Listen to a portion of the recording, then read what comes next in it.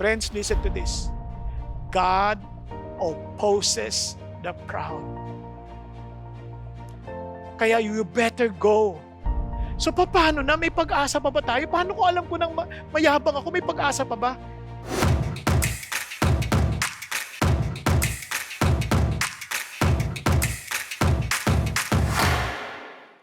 Pinagpalang araw po para sa ating lahat at purihin po ang Panginoon Diyos muli sa ating pagkakataong makasamba sa Kanya. Ngayon po tayo po ay nasa ating final episode ng Life Detox, Overcoming Toxic Realities. Di ba napakasarap po na maintindihan natin that we can really overcome itong mga nakakalason sa buhay. Dito sa ating pag-uusapan, tingnan niyo po mga bagay na ito. Halimbawa, nakakita ho kayo ng ganitong sign. Alam nyo na ito po isang babala na nakakalason yung bagay na yon. Kaya lumayo-layo ka na. Lalo na pag nakita nyo po yung nakalagay, beware toxic zone. Ibig sabihin, huwag ka na maglalapit dyan.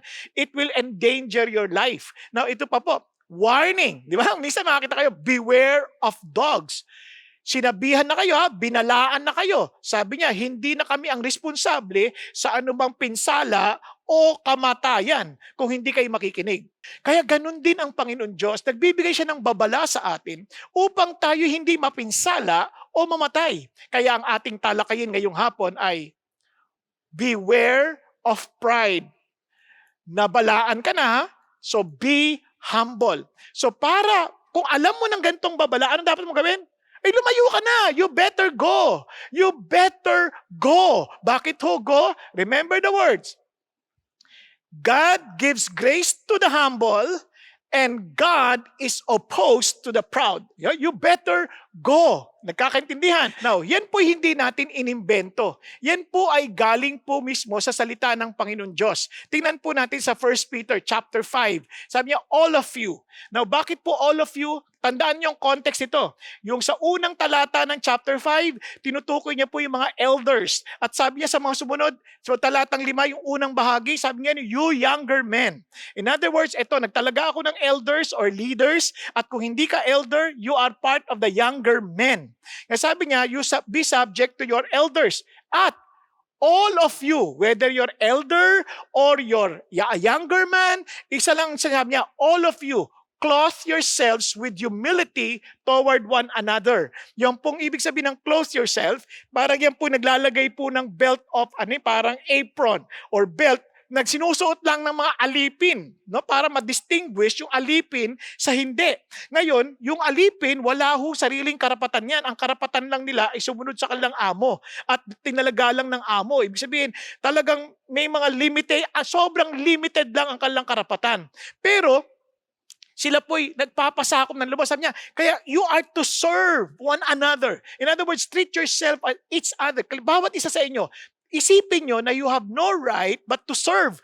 Talagang to serve one another, whether you're an elder or a younger man. And sabi niya, for God is opposed to the proud but gives grace to the humble. May papaliwanag ko yan. Therefore, humble yourself under the mighty hand of God that He may exalt you at the proper time. So ano sinasabi ng Diyos dito? Magpakumbaba tayo sa makapangyarihang kamay ng Diyos dahil siya ang may hawak ng ating kinabukasan. Sa susundan po. So dito po sa ating pag-aaral, ang tanong ho sa atin ay, so paano ating gagawin? No. Ano pang gusto nyo una? Magandang balita o masamang balita? Unahin natin yung bad news para ma-appreciate natin yung good news sa huli. Ano yung bad news? You better go. Remember, God gives grace to the humble and God is opposed to the proud. So unahin natin yung idea ng God is opposed to the proud. That is a bad news. Masamang balita yan. Can you imagine? God is opposed to the proud. Balikan natin ang talata. Sabi niya, remember, God is opposed to the proud. Yung salitang opposed, nako, yan po isang mabigat na salita. Bakit? Yan po ay parang, salita ho na parang meron pong mahukbo ng mga, talagang sundalo na talagang nakahanay po sila.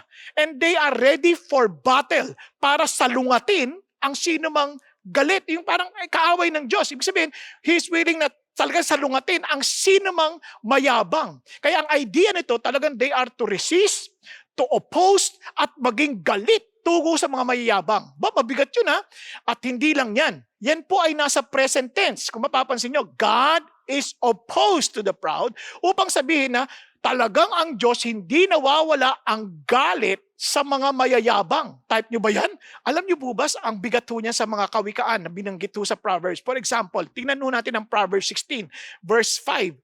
Everyone, lahat ng mga mayayabang sa puso. Kasi ang kayabangan hindi nakikita lang sa panlabas yan eh. Nakikita yan ng Diyos sa puso pa lang ha, puso. Kasi merong mga tao na para mapagpakumbaba. Tayo mga Pilipino, mapagpakumbaba tayo, di ba? Magyuyuko pa tayo, makikiraan po, ganyan, ang bait-bait eh. Pero sa loob-loob, kasi naman dito nag-uusap sa gitna, ang kapal ng mukha. Parang galit na galit naman, di ba?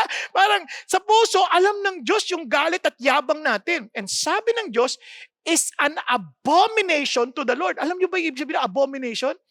Nakakamuhi. Ibig sabihin, nakakarumal-dumal. Kumbaga, nakakadiri sa Diyos.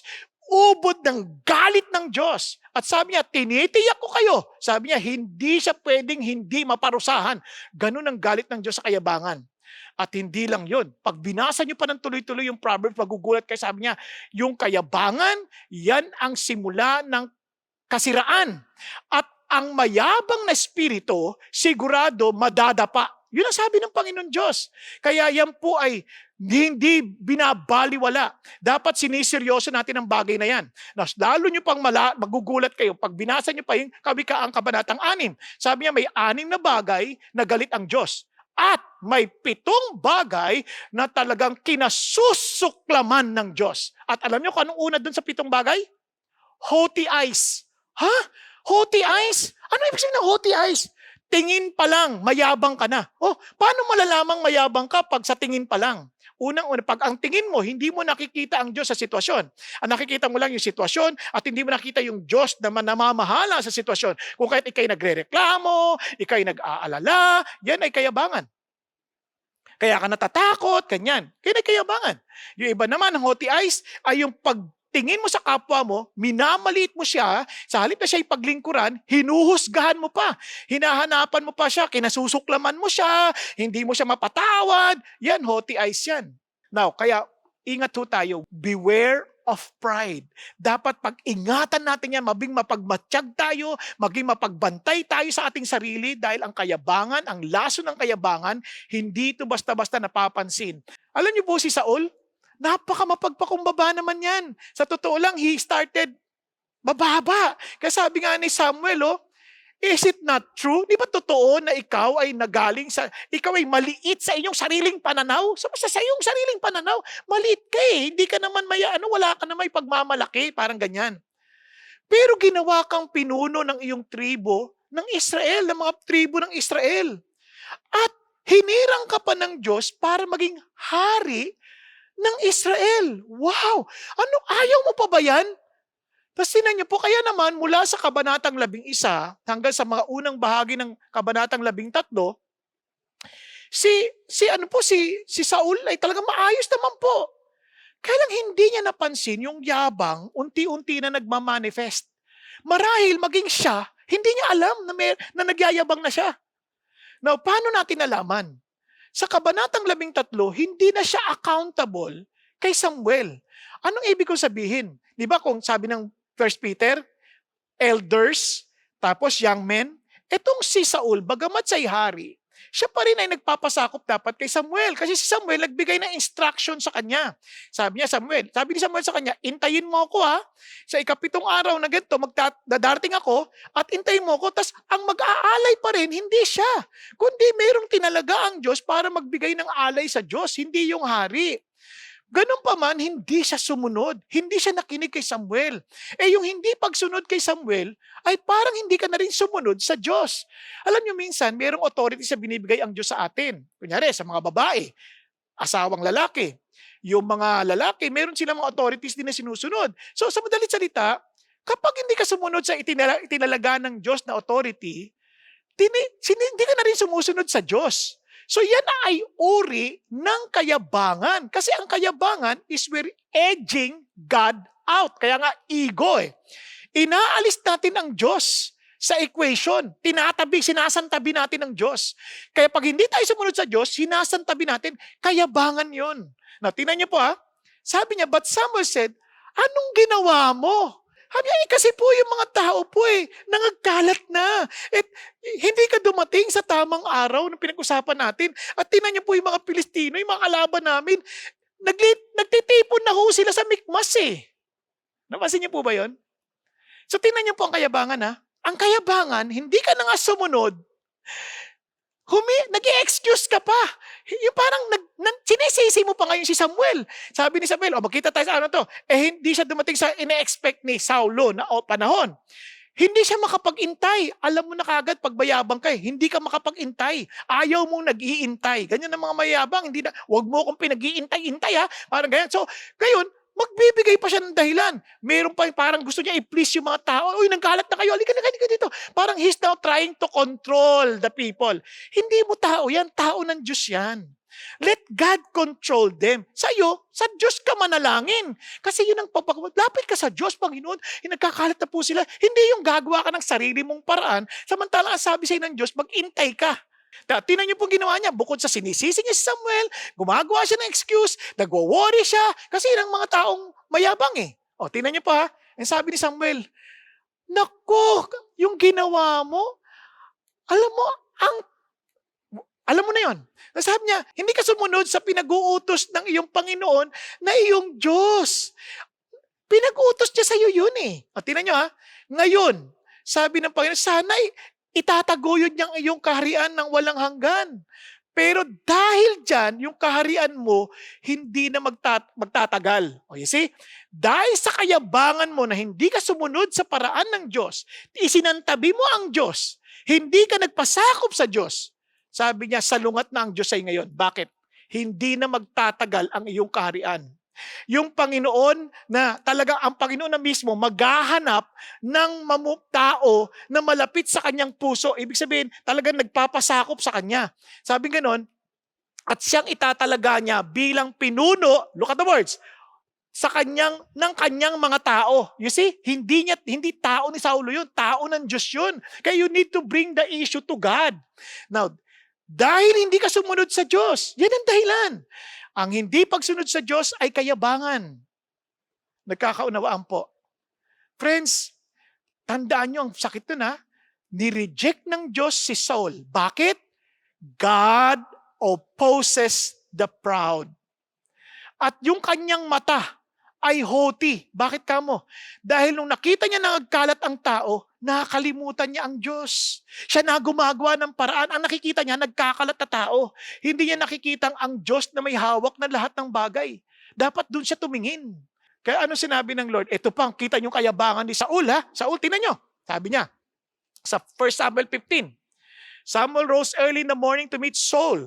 And it was told Samuel, Saul came to Carmel, and behold, he set up a monument for himself. Ba't siya nagtatayo ng monumento para sa kanyang sarili?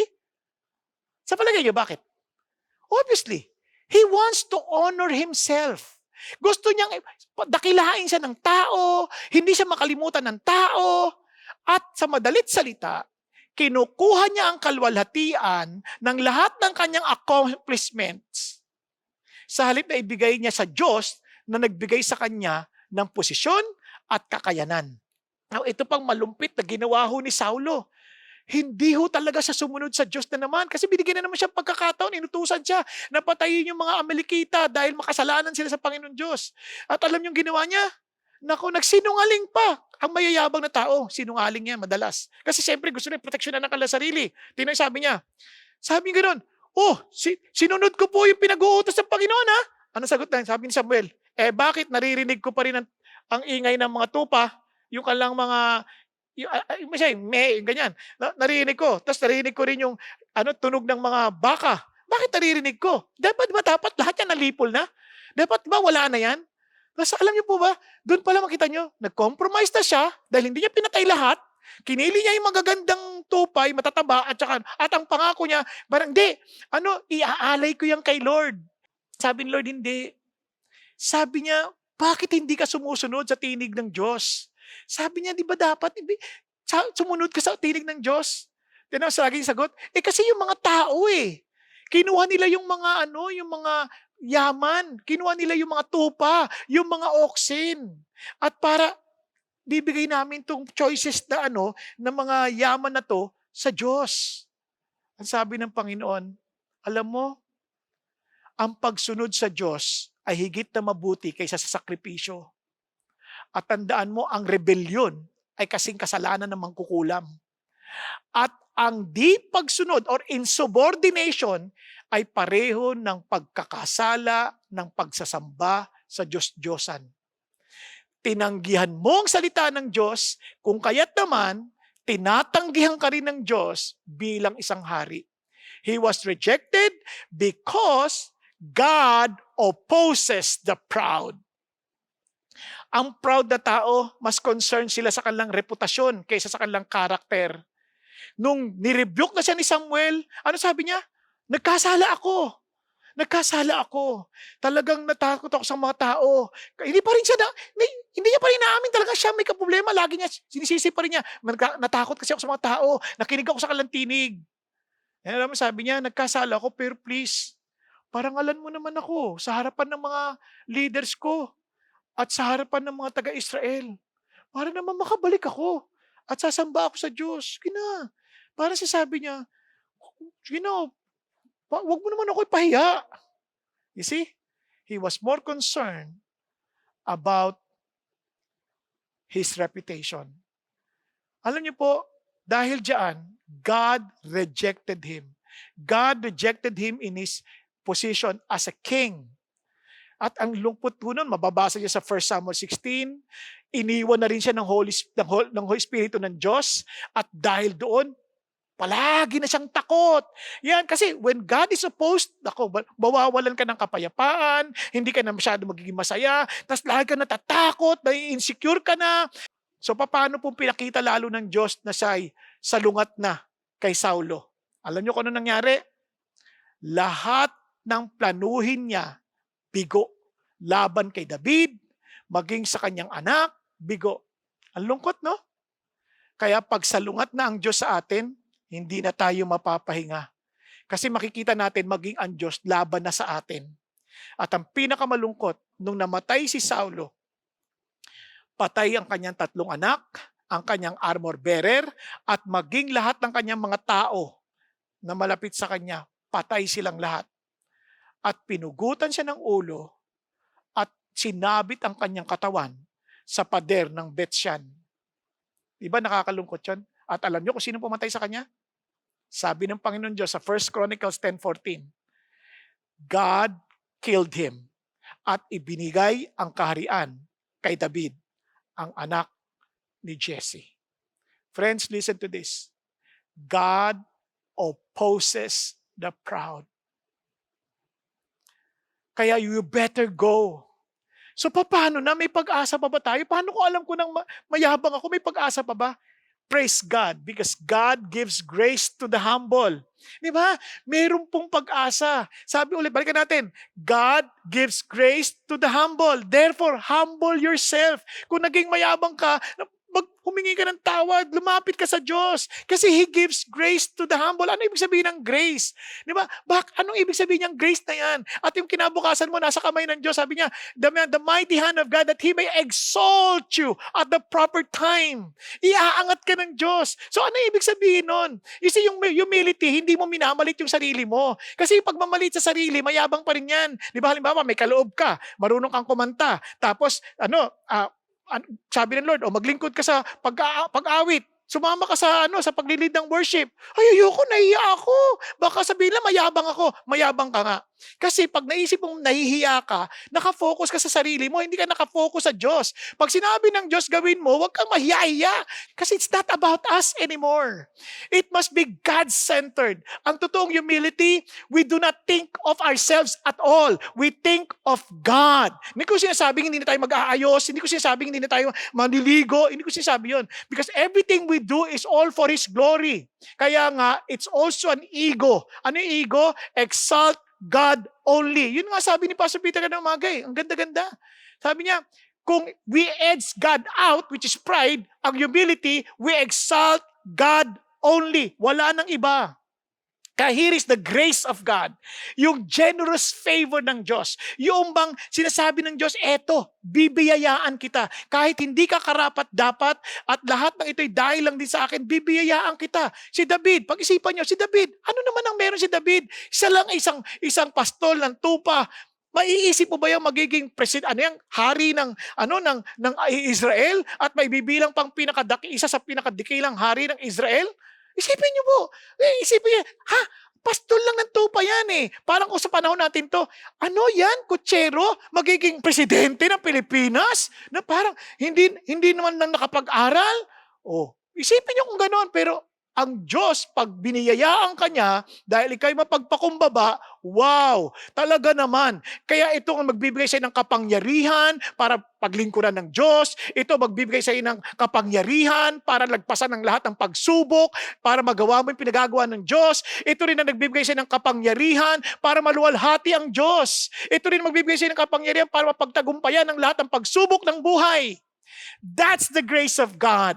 At yan ang binibigay ng Diyos sa mga nagpapakumbaba. Kaya ang pagpapakumbaba ay ang makita ang Diyos sa ating sitwasyon at talagang kinikilala natin na siya lamang ang naghahari, siya ang may hawak ng lahat ng bagay at tayo nagpapasakop sa kanyang kaparaanan. Talagang sumuko tayo sa Kanya. Todo tayo sa Kanya, nagtitiwala tayo sa Kanya, dependent tayo sa Kanya. Kaya it's a choice. Kaya be humble. Therefore, humble yourself in the mighty hand of God. Piliin mo na magpasakop sa Diyos. Piliin mo na wala ka ibang itatanghal kundi ang Diyos. Hindi ang ating mga sarili.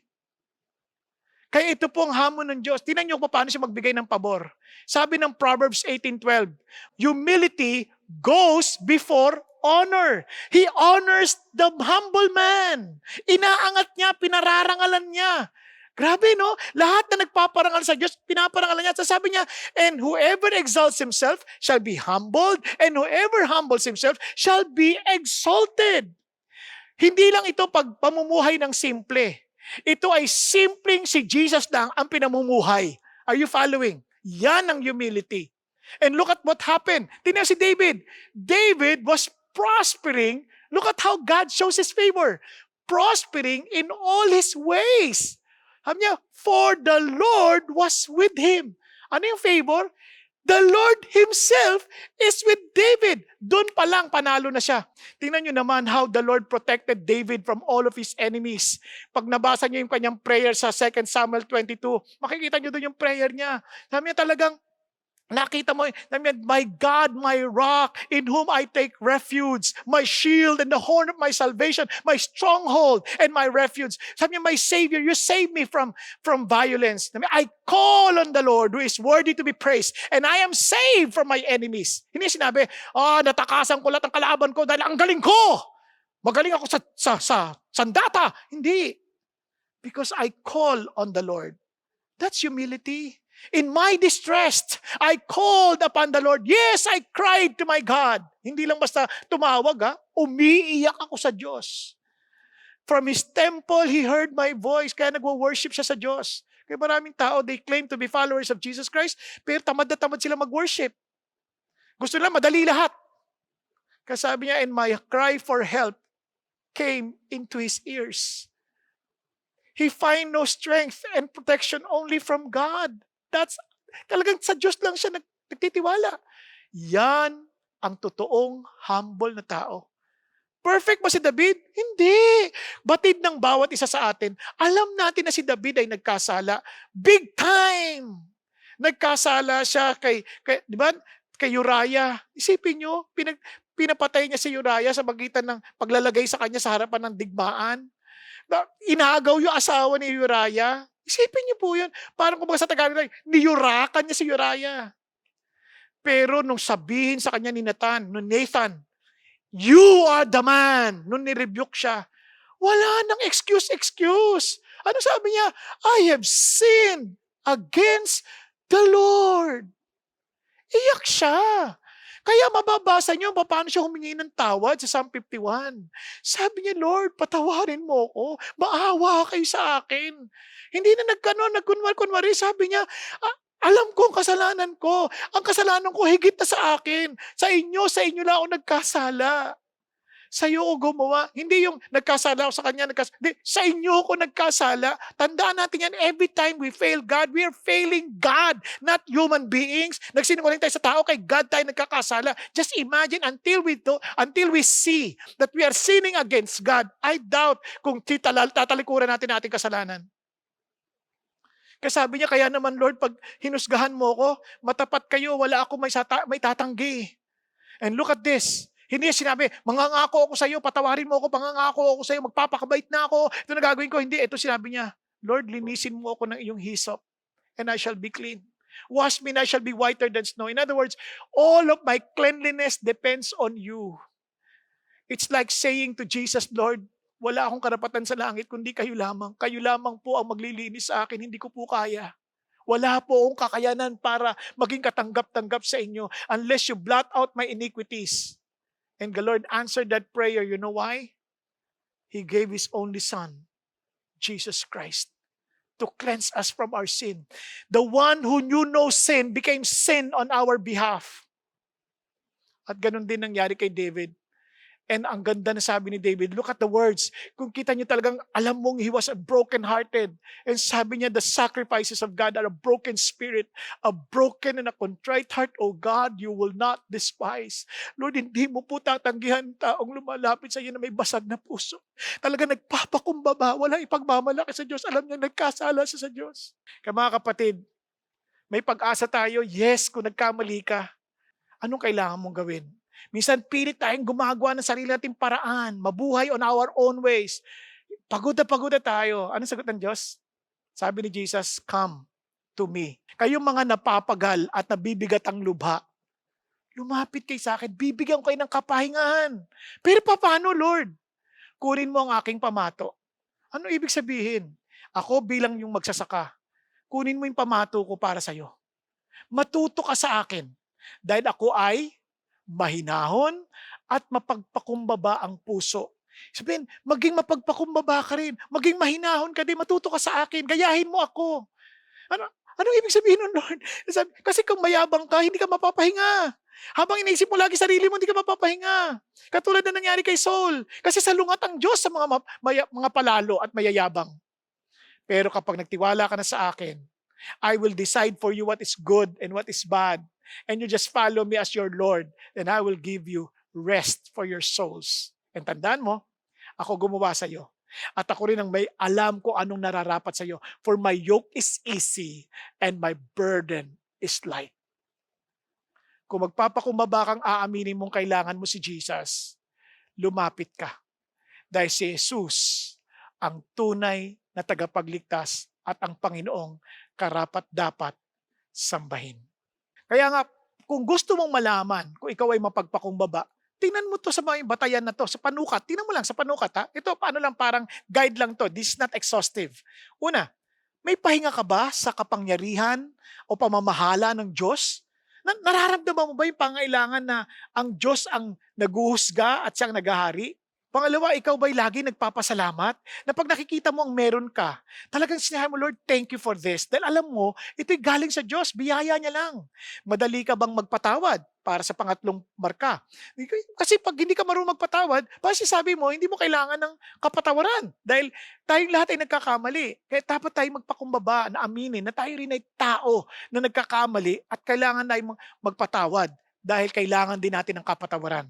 Now, tanong nyo, teachable ka ba? Madali ka bang matuto? O nagre-react ka pag nakikriticize tayo? Pag kinokorek tayo, di ba? Doon malalaman mo na kagad kung mapagpakumbaba tayo o mayabang. Yung ating mang puso'y masayang naglilingkod para sa ibang tao. Di ba? Ang tawag dyan ay servant heart. Hindi ba tayo judgmental or critical? Di ba? Sinusuko ba natin ang ating mga karapatan na alam naman nating pribileyo yon na pinagkaloob lang sa atin at ginagawa natin karapatan kaya nagiging entitled tayo. So tanongin sa sarili natin, sinusuko ba natin mga bagay na yan? And finally, are we focused on God's agenda? Nang ating hangad lang yung kalooban ng Diyos, yung kagustuhan ng Diyos at ang kanyang kalwalhatian. Mga kapatid, sana po ito pong mga palatandaan ng pagiging mapagpakumbaba ay makita ho sa atin. Kaya sabi ng Panginoon Diyos, and I will end. Sabi niya, blessed are the poor in spirit, for theirs is the kingdom of heaven. Alam niyo ibig sabihin ng poor dito? Hindi ho yung poor na isang kaig isang tuka. Ito po yung poor na parang sa sobrang hiya, nakatiklop na lang ho, wala na siyang ibang aasahan, kundi ang awa at pag-ibig ng Diyos, ang biyaya ng Diyos. And here is God's assurance. God gives grace to the humble. Halika na, lapit ka na rito. Huwag ka nang mahiya. Wala ka na may ibang pupuntahan eh. Si Jesus lang ang pwedeng magligtas sa iyo. For I am the way, the truth, and the life. No one can come to the Father except through me. And he who believes in me will no longer see death. For I am the resurrection and the life. Di ba? Kaya ito po, do you believe this? Will you remain in me? Yun pong hamon ni Jesus. Hindi ako, si Jesus. Kaya mga kapatid, kung ikaw ay kumikilala sa iyong kawalan at talagang inaamin mong si Jesus lamang ang tanging mong kaligtasan, bakit hindi ka lumapit ngayon? Aminin mo sa Kanya, Panginoon, patawarin po ninyo ako. Napakayabang ko po. Mapagpula ako ng ibang aking kapwa. Lagi kong kinahambing ang sarili ko sa iba. Lagi kong minamalit ang aking sarili dahil hindi kita nakikita. Minamalit ko rin ang buhay ng ibang tao dahil hindi kita nakikita. Patawarin mo ako. Panginoon, lumalapit ako sa iyo. Kinikilala kong ako'y makasalanan at wala na akong ibang paraan para maligtas kundi kayo lamang. Kahit Panginoong Jesucristo, tulungan mo ako. Pagharian mo ako. At tulungan mo akong mabuhay ayon lamang sa iyong kalooban. Kapatid ko, yan ang loobin ng iyong puso. Sabihin mo sa Panginoon, be humble enough to admit to Jesus that He alone is your Savior. Thank you, Jesus. Hallelujah. Thank you, Lord. Aming Ama, salamat po. Kilala niyo ang mga nanalangin. Kilala niyo ang mga lumapit sa inyo na bilang pagkilala, Panginoon, na wala na silang paraan kundi maligtas, kundi maging sa kanilang sariling gawa, hindi na kaya maligtas kundi sa pamagitan lamang ninyo. Kahit Panginoon, hinihingi ko po, tulungan niyo po kaming lahat na maging mapagpakumbaba dahil ayaw namin kayo salungat sa amin. Ayaw namin, Panginoon, na kayo yung aming maging kaaway. Kadalangin ko, Panginoon Diyos, na tulungan niyo kaming lahat, Panginoon, lumakad ayon sa iyong kalooban at walang ibang tatanghalin kundi kayo lamang dahil kayo lamang karapat. Dapat nasambahin, kailangan karapat, dapat natanghalin. Salamat po, ito po aming dalangin sa pangalan ni Kristo Jesus na aming Panginoon at tagapagligtas. Amen, amen at amen. Now, para po sa ating mga discussion questions, ito po, bakit po mapanganib ang pride o kayabangan? Kung iyong susukatin ang iyong sarili base sa 8 marka ng pagiging mapagpakumbaba, nasaan ka? Ayon sa iyong kasalukuyang kalalagayan, paano mo mas maipapabuti ang mga bagay na ito? Sa mga kapatid, sana po ay lalong maging makabuluhan ang inyong pagtatalakay sa magitan ng mga tanong na ito.